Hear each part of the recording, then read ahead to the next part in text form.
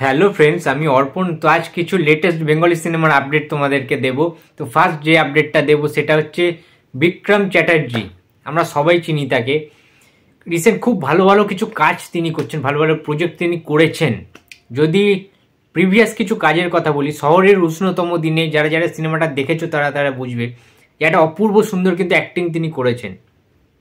এছাড়াও যদি আরেকটি সিনেমার কথা বলি, কুলের আচার, তোমরা দেখবে সেই অ্যাক্টিংটা কি লেভেলে, একটা অসাধারণ একটা সাবলীল অভিনয়। এবং তারপরে যদি বলি বেস্ট কাজ, আমি বলবো বিক্রম চ্যাটার্জির কেরিয়ার বেস্ট একটা অন্যতম সেরা কাজ কেরিয়ারের, সেটা হচ্ছে শেষ পাতা। যে সিনেমায় বুমবাদা আমাদের প্রসেনজিৎ চট্টোপাধ্যায় অসাধারণ একটি অ্যাক্টিং করেছিলেন। সেই সিনেমায় বিক্রম চ্যাটার্জির অভিনয় তোমরা খালি দেখো, পাগল হয়ে যাবে। মানে এইরকম অভিনয়, একদম ন্যাচারাল যে অভিনয়টা, সাধারণ যে অভিনয়টা, সেটা কিন্তু ফুটিয়ে তুলেছিলেন। কোনো সময় মনে হয়নি যে ওভার অ্যাক্টিং করছে বা অ্যাক্টিং করছে। সো তার মধ্যে একটা অভিনয় সত্তা লুকিয়েছিল। কিন্তু বেঙ্গলি ইন্ডাস্ট্রিকে উঠতে গেলে আরও বেশি সুপারস্টার, আরও বেশি মাস ওরিয়েন্টেড সিনেমার যে দরকার রয়েছে, সেটা হয়তো তিনিও বুঝতে পেরেছেন। এবং ফাইনালি সেইভাবে কোনো সুপারস্টার বা সেইভাবে একটা র মেটেরিয়াল দিয়ে কিন্তু বানানো হয়েছে পারিয়া নামক একটি সিনেমা, এবং যেখানে অভিনয় করবে লিড রোলে বিক্রম চ্যাটার্জি। ইয়েস বন্ধুরা, তোমরা ঠিক ধরেছো। সো ব্যাপারটা হচ্ছে পারিয়া সিনেমাটা, পারিয়া কথার অর্থ হচ্ছে আমরা যে স্ট্রেজে ডগগুলো হয়, স্ট্রে ডগদের প্রজাতিটাকে কিন্তু পারিয়া বলা হয় এক কথায়। এবং যে স্ট্রিট ডগগুলো যে পড়ে থাকে রাস্তায়, তারা যে অত্যাচারিত হয়, এবং তাদেরকে নিয়ে কিন্তু একটা নোংরা বিজনেসে মেতে উঠেছে দেশ বিদেশের লোকেরা। তাদেরকে কেটে পিস পিস করে কেটে বিভিন্ন রকম হত্যা করছে সেই প্রাণীগুলোকে, অবলা শিশুগুলোকে বা অবলা সেই সমস্ত কুকুরগুলোকে, স্ট্রিট ডগগুলোকে। এবং তারা নৃশংসভাবে মেরে কিন্তু বিভিন্ন জায়গায় পার্সেল করে পাঠানো হচ্ছে খাদ্য হিসেবে। বিভিন্ন রকম ক্রাইম কিন্তু জড়িত আছে এই সমস্ত ব্যাপারগুলো নিয়ে। যে সিনেমাটা ভেবেছেন, এবং পরিচালককে অসংখ্য ধন্যবাদ জানাবো যে এরকম একটা কাজ বাংলায় ফার্স্ট টাইম কিন্তু হতে চলেছে। এবং এই সিনেমাটা আমি জানি না কতটা হিট করবে বা কিছু, বাট বিক্রম চ্যাটার্জি জাস্ট ফাটিয়ে দেবে। যে টিজারটা আমরা দেখতে পেয়েছি ভিজুয়ালি আউটস্ট্যান্ডিং, একটা মাস ওরিয়েন্টেড কিন্তু টিজার হয়েছে।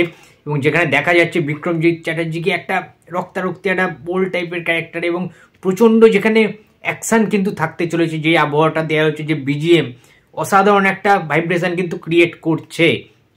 এবং খুব অল্প একটা সময়ের কিন্তু টিজার, 1.5 মিনিটেরও কম, সেখানে কিন্তু অনেক কিছু জিনিস প্রকাশ পাচ্ছে।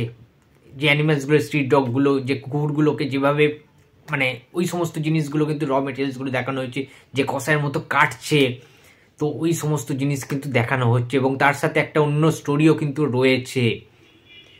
তো দারুণ লেগেছে আমার টিজারটা। মানে বলেন, একটা টিজার দেখার পরে কিন্তু এক্সাইটমেন্টটা বাড়িয়ে তোলে কোনো মানুষের। তো আমি চাইবো এই সিনেমাটা দারুণভাবে সাকসেসফুল হোক।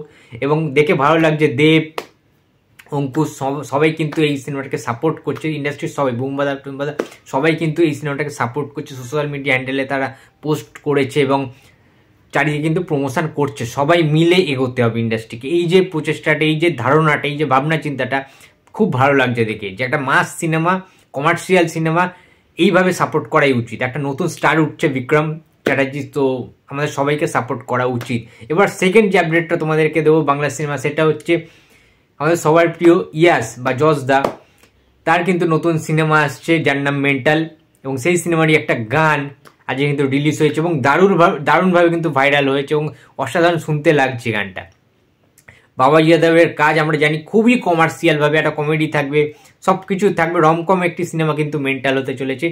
ইয়াসের বিপরীতে দেখা যাবে নুসরাত জাহানকে। সুতরাং ইয়াস নুসরাত কাপেল, এবং আমরা তো জানি এমনি কাপেল, এবং অন স্ক্রিনে কীরকম লাগে তাদের আবারও ওয়ানের পরে আবার কিন্তু দেখতে পাবো। লাস্ট সিনেমা দেখতে পেয়েছিলাম প্রসেনজিতের সাথে, যে সিনেমাটাই ছিল ওয়ান বলে যে সিনেমাটা, সেখানে কিন্তু ইয়াস এবং নুসরাতের অন স্ক্রিন কিন্তু রোম্যান্স দেখতে পেয়েছিলাম। আবারও তারা ফিরছে, কামব্যাক করছে।